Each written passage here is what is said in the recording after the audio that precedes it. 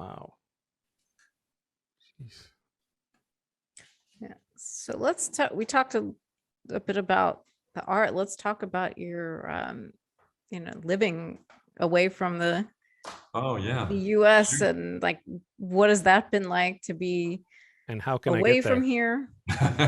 Right, for so long. It's probably good now, I would imagine.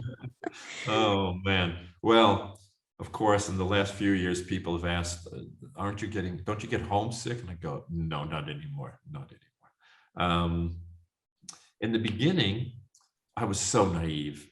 You grow up with, I pledge allegiance to the flag every day, and you just think America is the best and the greatest and of everything. And I go to Holland, and I think, oh, they have washing machines and dryers here. I didn't know that. And so stupid and naive. And slowly, you compare everything to what you know and you think is therefore right.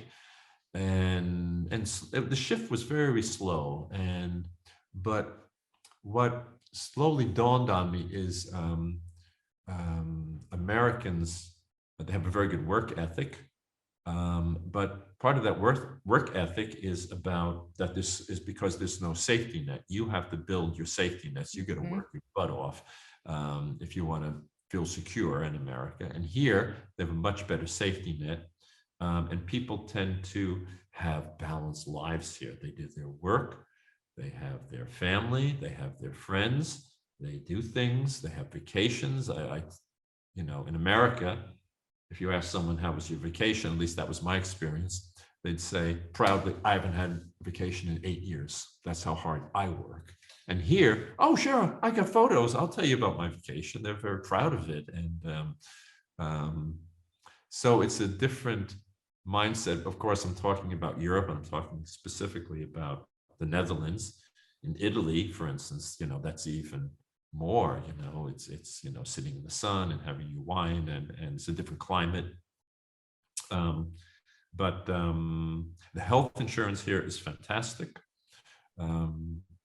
I don't pay much and I get everything, which is nice.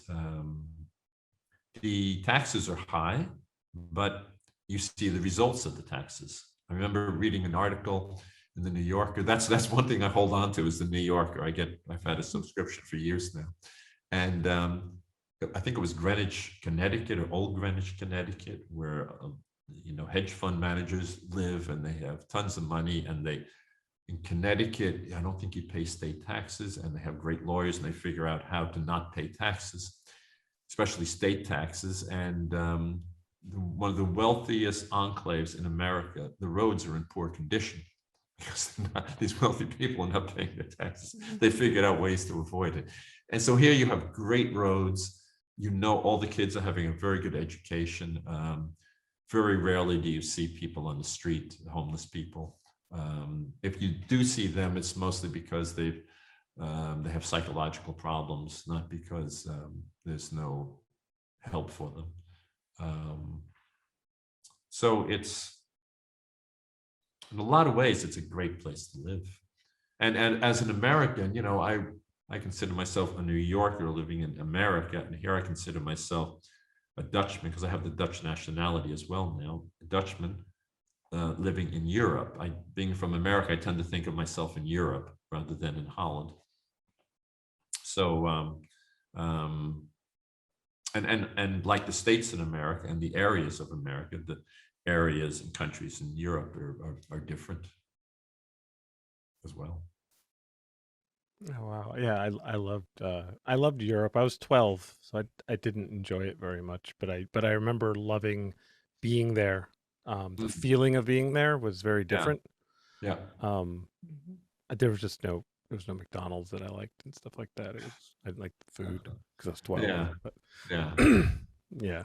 yeah. I want to move somewhere. I was thinking somewhere in the Netherlands It's a great country. or Norway. I just saw in the travel advisor that Amsterdam is the number 5 country in the world now to best places to live, which is nice. Yeah, it's I'm fortunate, especially these days. to have the option to be here. Yeah. So has it changed your, like, now kind of being from the outside and looking at the US, has it changed your perspective on the US? Definitely, definitely. You know, I grew up thinking we're the greatest country in the world. We're really good people, and Americans in general are. They're generous, they're good. And when people from Holland go to America or to New York, they come back and say, "What a great country! They're so nice. The Americans are so nice."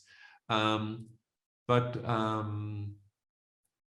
yeah, you very slowly for instance, Holland is a country that's small. The country in size fits 4 times into the state of New York. That's the size of the Netherlands.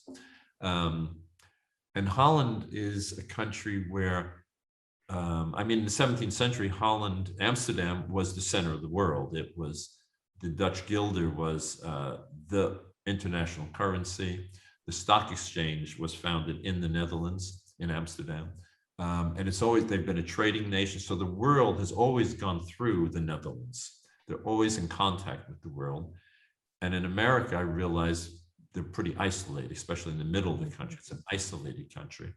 What's going on in America? And oh yeah, something happened somewhere else, but that's not interesting. So that's a big difference. You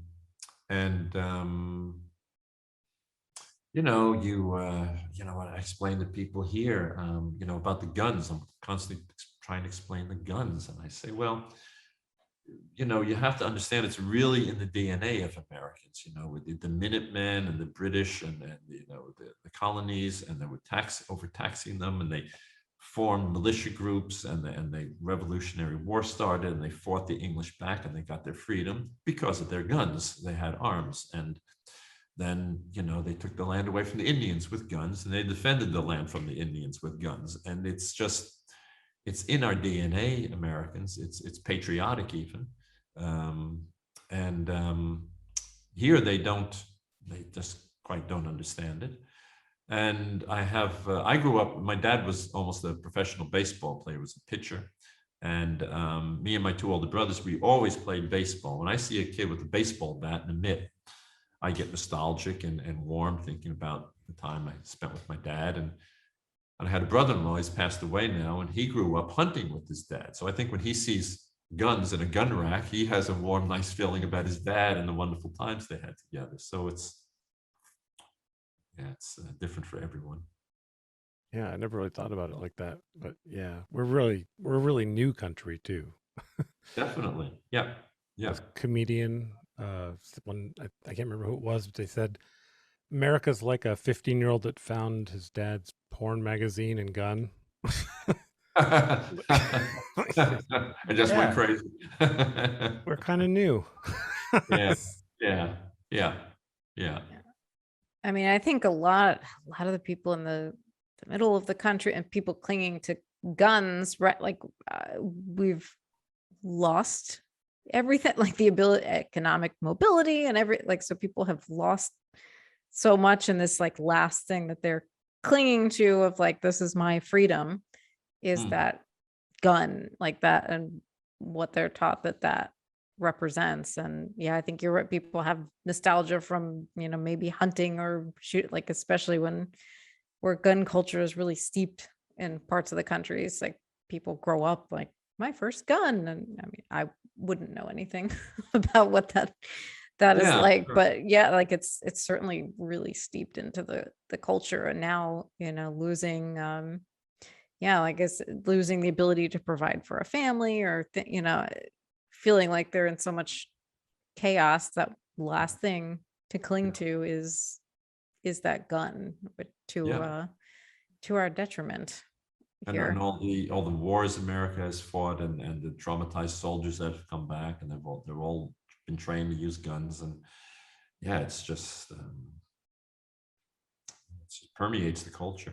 The thing about guns that I find interesting is that I don't have a gun, and I have no interest in having a gun, but I also live in Vermont. I mean, I don't hunt, I don't do anything like that, but and I don't feel like I'm in constant danger of being invaded or anything. So I just don't want one. But what I do not like about guns is how final they are. I really don't like the idea that they could accidentally go off. And then, of course, they would say to me, well, it's because you're not trained with them. You're not comfortable with them. Like, yeah, but do I need to be comfortable with them? Yeah. I don't really Yeah. know why I would need to be comfortable with them. But Yeah. that being said, I do have a 9mm Beretta blank gun that I used for filming some movies that I've made. And I love that gun. It doesn't shoot bullets, but it's so fun to hold. And it's the same one that Mel Gibson used in Lethal Weapon 1. Oh, And yeah. it just, I love the feeling. I love it just feels so fun to hold. Hmm. But I wouldn't like it if it actually fired bullets at Okay. all. I would be then like, oh, now it's like I could do something horrible with this by accident, or someone else could have it. Yeah. And it's because I wasn't brought up with guns, and Right. and Right.